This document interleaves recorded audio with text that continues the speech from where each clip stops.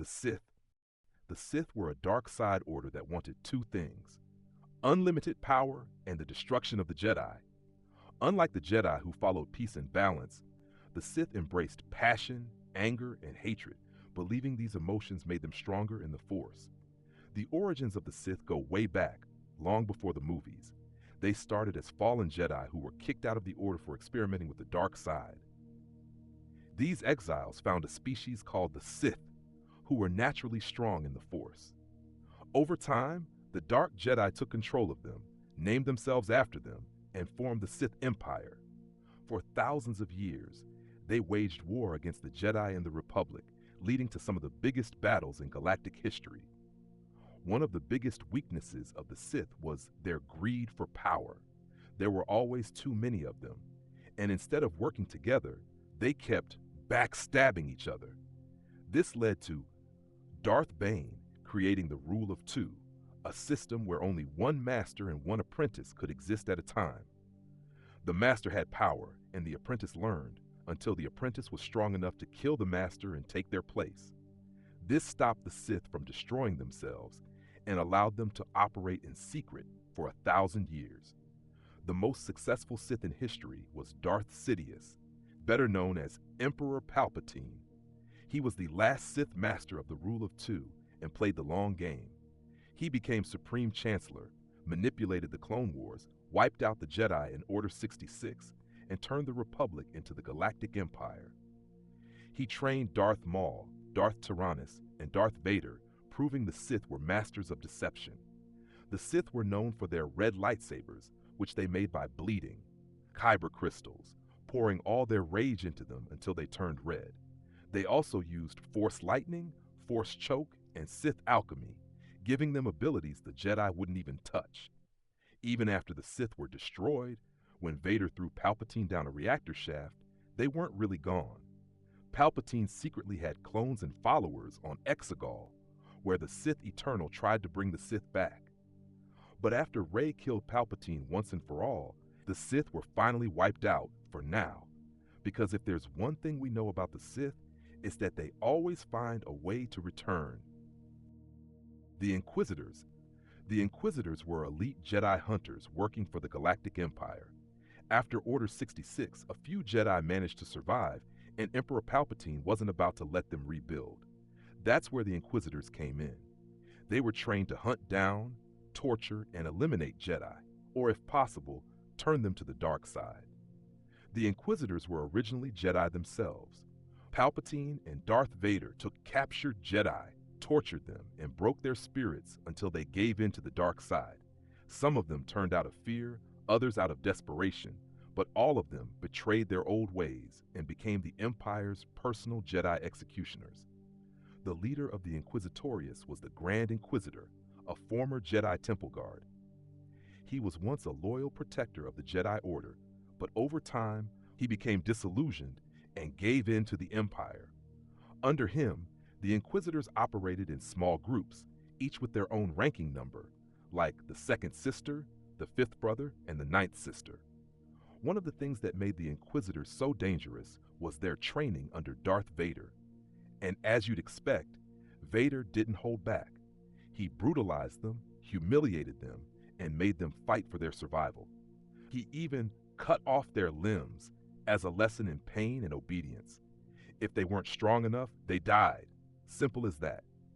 The Inquisitors used double-bladed spinning lightsabers, which gave them an advantage in combat. These sabers also had a built-in spinning mechanism, making it easier to overwhelm opponents, and in some cases, even allow them to briefly hover in the air. But their greatest weapon wasn't their lightsabers, it was fear. They used intimidation, torture, and mind games to break their enemies before even igniting their blades. Despite their strength, the Inquisitors were never true Sith.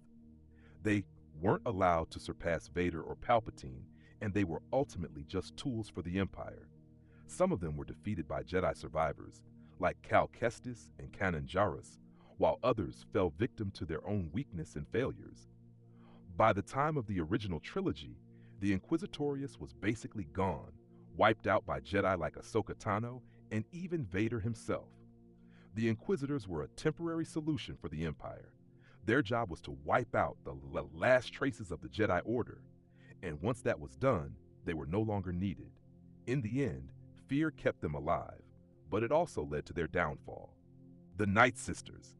The Night Sisters were a clan of dark side witches from Dathomir, known for their use of Force magic, a mystical and supernatural form of dark side manipulation. Unlike the Sith, who relied on raw power and emotions like anger and hate, the Night Sisters focused on rituals, spells, and enchantments to wield the dark side. This gave them a unique and unpredictable power. The Night Sisters were led by a clan mother, and Mother Talzin was the most powerful of them all.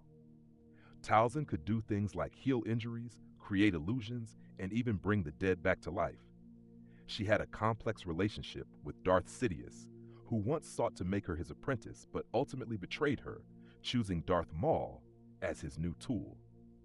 Talzin had great influence on Maul, even raising him and turning him into a deadly weapon, but she also cursed him with a tragic fate.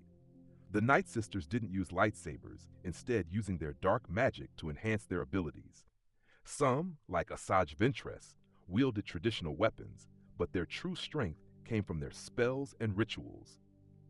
The Night Brothers, a group of Zabrak males, served the Night Sisters as warriors and bodyguards. They were treated as little more than tools, though some, like Maul and Savage Opress, were specially enhanced by Night Sister magic to become fearsome fighters. However, during the Clone Wars, the Night Sisters' time came to an end. Darth Sidious saw them as a threat to his plans and ordered Count Dooku and General Grievous to destroy them. In a brutal attack, most of the Night Sisters were killed. The clan was nearly wiped out, but a few survivors like Asajj Ventress and Merrin lived on, keeping the Night Sisters' legacy alive in some form. Though the Night Sisters were nearly exterminated, their influence on the galaxy didn't end. Their unique way of manipulating the Force through rituals and spells made them one of the most mysterious and powerful factions in Star Wars history. And even though they're mostly gone, their dark magic could resurface one day. The Dark Jedi. The Dark Jedi were Force users who embraced the dark side but didn't fully belong to the Sith.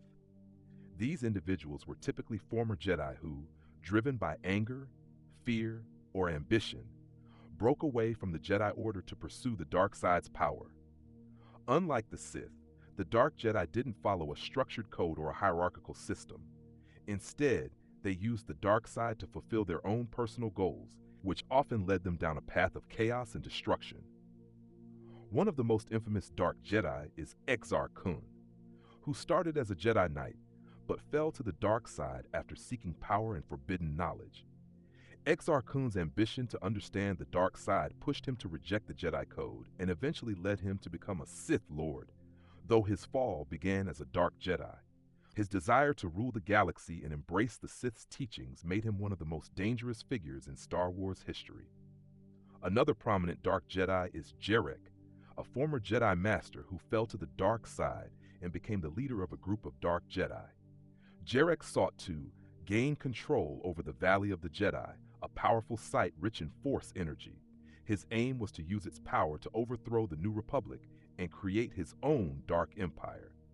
He was willing to go to extreme lengths, including betraying his own followers, to achieve his goals. Dark Jedi were often isolated from both the Jedi Order and the Sith. They didn't follow the Sith's strict rules, but were still strong in the dark side, making them dangerous in their own right.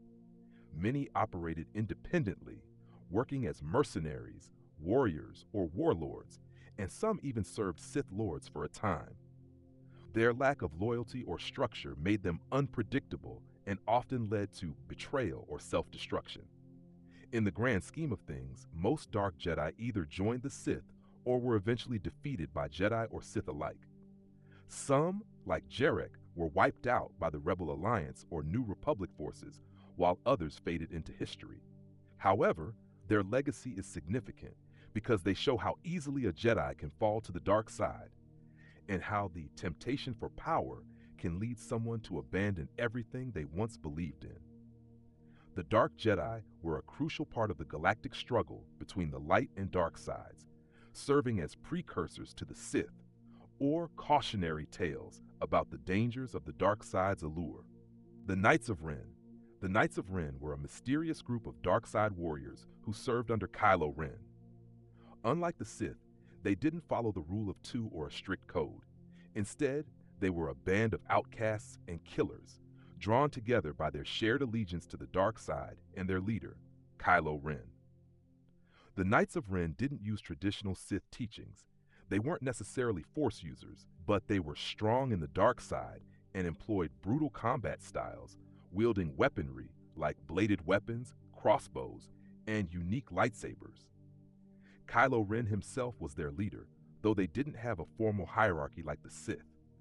They were more like a cult of Force users and mercenaries who followed Kylo Ren's vision of the dark side.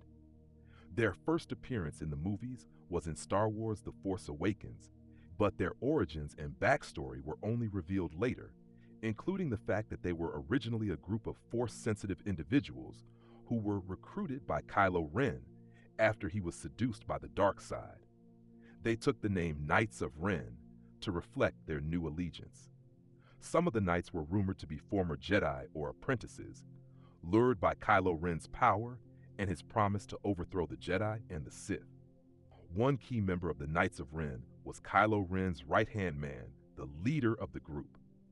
Kylo Ren's leadership and control over the Knights were always questioned, especially when some of them appeared to have personal ambitions.